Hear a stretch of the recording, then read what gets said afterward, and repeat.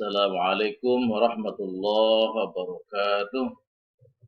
Bismillah, alhamdulillah, wa ni'matillah, wa syukrillah, wa la hawla, wa la quwwata illa billah, amma ba'd. Semangat pagi, anak-anak kelas 11 MIPA yang insyaallah dirahmati Allah subhanahu wa ta'ala. Alhamdulillah, hari ini kita bisa bertemu kembali dalam PJJ Akidah Akhlak ya.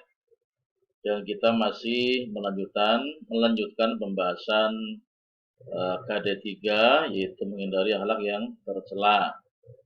Dan sebelumnya dalam rekaman sebelumnya sudah kita bahas tentang khamr, tentang perjudian, tentang LGBT, ya, tentang pembunuhan dan tentang liwat ya. Dan hari ini sama-sama kita pelajari, mari kita bahas yang keenam yaitu masalah pencurian atau mencuri. Mari kita buka dengan membaca basmalah. Bismillahirrahmanirrahim. Anak sekalian, mencuri itu sebuah kata yang saya yakin kita tidak asing ya dengan istilah mencuri atau pencurian. Nah, kalau kita bicara tentang pengertiannya dalam Kamus Besar Bahasa Indonesia, mencuri itu adalah mengambil milik orang lain tanpa izin atau dengan tidak sah, biasanya dengan sembunyi-sembunyi. Ya, ini mencuri pengertian yang mencuri dalam Kamus Bahasa Indonesia. Nah, secara istilah mencuri itu apa? Perbuatan orang mukallaf. Ya. Orang yang sudah dewasa, orang yang sudah balik, yang mengambil harta orang lain secara sembunyi-sembunyi. Ya, jika harta tersebut mencapai 1 nisab, ya, atau sekitar 3,44 gram emas, terambil dari tempat simpanannya, dan orang yang mengambil tidak mempunyai andil kepemilikan terhadap barang atau harta tersebut. Ini secara istilah lebih lengkap ya. Jadi yang nyuri itu orang yang sudah mukallaf, artinya orang yang sudah dewasa. Kalau masih balita maka belum kena hukuman ya. Kemudian sembunyi-sembunyi, ya, nggak terang-terangan. Kemudian harta sudah mencapai 1 nisab, ya, dalam fikih itu dikatakan minimal itu adalah senilai dengan 3,44 gram emas. Jadi kalau misalnya hanya mencuri sendal atau mencuri sepatu butut yang sudah nggak berharga, sebenarnya secara hukum meskipun dikatakan mencuri itu tidak bisa dikenai hukuman dari pencurian ini, ya. Oke. Kemudian terambil dari tempat simpanannya, dia cuma disimpan ya. Kemudian yang mengambil itu tidak mempunyai andil kepemilikan, bukan syirkah, bukan kerjasama dalam usaha barang ya. Kalau misalnya ada andil maka di sini beda lagi hukumannya ya. Ini pengertian secara istilah. Nah, ini dampak mencuri ya. Dampak mencuri itu yang bisa kita pahami pertama adalah bagi pelaku maka akan mengalami kegelisahan batin ya. Jadi kalau pencuri itu masih normal nuraninya masih normal nuraninya, maka dia akan merasa gelisah batinnya ya. Merasa bersalah, kemudian takut jika perbuatannya terbongkar. Kemudian mendapat hukuman ya jika tertangkap ya.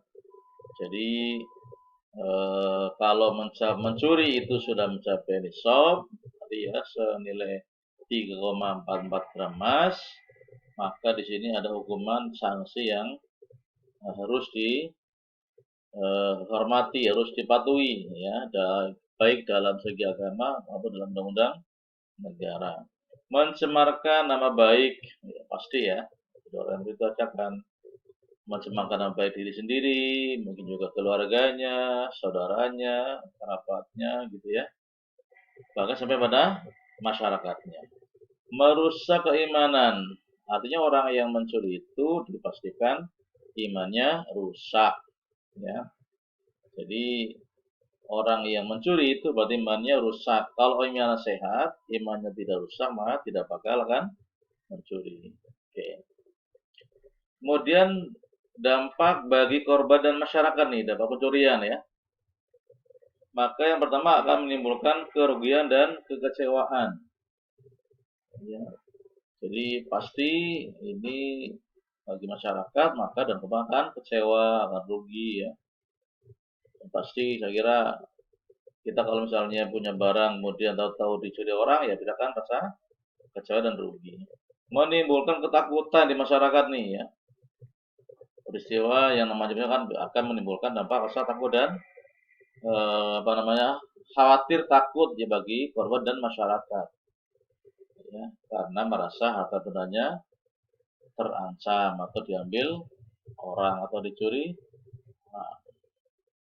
Nah, nih mencuri itu juga bisa memunculkan hukum rimba. Ya, perbuatan pencurian merupakan perbuatan yang mengabaikan nilai hukum. Habis lanjut maka memunculkan hukum rimba. Ya, banyak kasus di mana ketika pencuri tertangkap, kemudian karena korban dan masyarakat itu merasa marah ya, merasa jengkel, maka bisa jadi kemudian ada hukum rimba, digebukin, dibakar bahkan sampai mati. Ini fakta di masyarakat begitu ya, makanya kita tidak boleh untuk mencuri. Nah, bagaimana cara menghindari perilaku mencuri ini ya?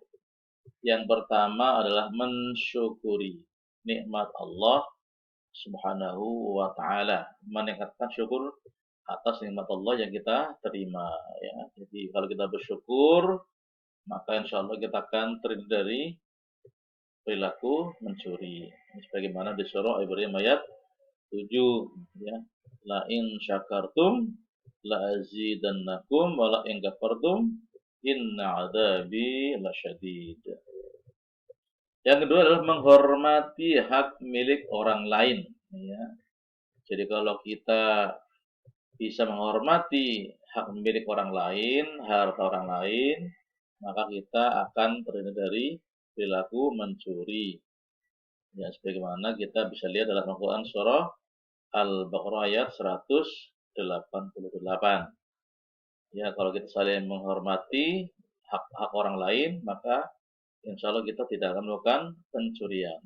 Kenapa orang sampai mencuri? Karena dia tidak menghormati hak milik orang lain. Yang ketiga C, meningkatkan etos kerja nih ya. Etos kerja. Jadi kalau kita menghindari pencurian atau perilaku mencuri, maka harus meningkatkan etos kerja dengan sebaik-baiknya ya. Tidak malas bekerja, kemudian mau berjuang ya, maka insya Allah tidak akan melakukan pencurian karena dia sudah punya etos kerja yang tinggi, yang bagus. Hikmah larangan mencuri. Nah, pertama, terjaminnya hak milik orang. Jadi dengan dilarang namanya mencuri, maka akan terjamin hak milik orang, setiap orang. Kemudian kedua, setiap orang akan termotivasi untuk bekerja keras, ya, sehingga bebas dari perilaku malas. Ya.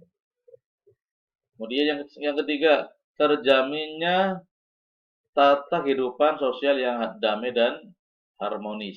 Ya, maka dengan kita tidak mencuri biar hidup masyarakat adalah damai dan harmonis, tenang. Nah, dengan yang keempat, dengan ancaman hukuman bagi pelaku pencurian, maka orang hadapi dan tidak akan mudah melakukan pencurian. Ya, kalau dalam Islam, kalau misalnya seorang pencuri sudah mencapai nisab, minimal barang yang dicuri senilai minimal 3,44 gram emas, ya mungkin sekitar 1,8 juta lah ya, atau mungkin sekitar 1,9 jutaan nilainya, maka sebenarnya dalam Islam harus dipotong tangannya.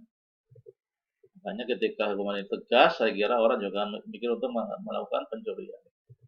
Oke. Baik, kemudian yang ke berikut G ya. Nah, yang G adalah tentang durhaka kepada orang tua. Ya. Ini jelas juga termasuk apa namanya perilaku yang tidak terpuji. Kita terus menghindarinya ya. Jadi larangan durhaka kepada orang tua ini di Al-Quran banyak ya. Pertama ada di surah Al-Qaf ayat 15 ini, di mana kita diperintahkan untuk berbuat baik kepada orang tua. Kemudian An-Nisa ayat 36 nih ya. Kamu bisa lihat nanti An-Nisa 36. Nah, ini di apa namanya Al-Quran ya. Jadi banyak-banyak ya, tapi kita hanya mencontohkan surah Al-Qaf ayat 15 dan An-Nisa ayat 36. Nah, durhaka kepada orang tua itu adalah termasuk apa namanya dosa besar ya, sebagaimana sabda Rasulullah Shallallahu Alaihi Wasallam ini dari Abdullah bin Amr ya. Ini bisa kalian lihat di sini bahwa Rasul ditanya oleh seorang Arab Badui. Kemudian apa namanya Rasul menjawab termasuk dosa besar apa itu? Nah, ini syirik kepada Allah, kemudian durhaka kepada orang tua, kemudian sumpah yang menjerumuskan atau sumpah palsu ya. Kemudian apa namanya berdusta nih ya. Jadi apa namanya ini adalah termasuk dosa-dosa besar, makanya termasuk uququl walidain atau durhaka kepada orang tua itu termasuk dosa besar. Oke. Nah, nih bentuk perbuatan durhaka kepada orang tua nih ya, bisa kalian lihat di sini. Banyak ya. Misalnya satu mengucapkan perkataan yang menunjukkan tidak suka, misalnya kata kasar ya. Misalnya misalnya bawel dan sebagainya, membentak nih. Membentak, bersuara keras kepada orang tua ini merupakan bentuk durhaka kepada orang tua. Kemudian bermuka masam, cemberut, tidak ramah ya nih. Durhaka nih ya, kalian ditegur orang tua, kemudian muka kalian apa namanya masam, cemberut ya. Jelas ini bentuk adalah kedurhakaan kepada orang tua. Mencela orang tua, baik langsung maupun tidak langsung ya, dengan ucapan, dengan lewat medsos, lewat SMS, lewat WA dan sebagainya adalah termasuk durhaka. Memandang sinis, memandang sinis kepada orang tua. Kemudian malu menyebut mereka sebagai orang tua kita. Nah, nggak boleh nih ya. Kemudian membantu orang tua dengan banyak permintaan. Nuntut minta orang tua, tapi kemudian tidak melihat kemampuan orang tua. Nah, bagi laki-laki yang sudah menikah lebih mementingkan istri pada orang tua, nggak boleh ya. Anak-anak laki semua, meskipun kalian sudah menikah, tetap kalian harus berbakti kepada orang tua. Kalau istri setelah menikah harus berbakti kepada suaminya. Tapi seorang suami meskipun sudah nikah harus tetap berbakti kepada orang tua. Kemudian yang berikutnya adalah menelantarkan orang tua ketika sudah manula ya, sudah lanjut usia, yang kita tidak boleh menelantarkan. Ini bentuk-bentuk perbuatan durhaka kepada orang tua ya. Semoga kita semua tidak sampai melakukan hal seperti ini karena termasuk dosa besar. Dampak durhaka kepada orang tua ini dampaknya apa? Dibenci oleh Allah Subhanahu wa taala dan Rasulnya. Sebagaimana Rasul bersabda, ridallah fi ridal walidain wa suhtullah fi suhtil walidain. Ridho Allah tergantung pada ridho orang tua. Dan murka Allah juga tergantung kepada murka orang tuanya. Makanya kalian semua, kita semua, jangan sampai kemudian melakukan perilaku perbuatan yang bikin orang tua menjadi murka, naudzubillah ya. Yang kedua nih, dampaknya orang yang durhaka kepada orang tua, disegerakan untuk mendapatkan azab di dunia, dibayar cash dunia nih. Ya. Ini ada hadisnya ya. Makanya kalian semua harus takut nih ya. Terhalang masuk surga nih. Tidak masuk surga orang-orang yang durhaka kepada orang tua, minum khamr, kemudian dusta. Termasuk orang yang dihinakan di hari kiamat nanti nih. Ya. Alhamdulillah ya. Nah, jadi tolong kalian semua tidak sampai berbuat durhaka kepada orang tua. Kita nyambung di berikutnya ya. Terima kasih. Assalamualaikum.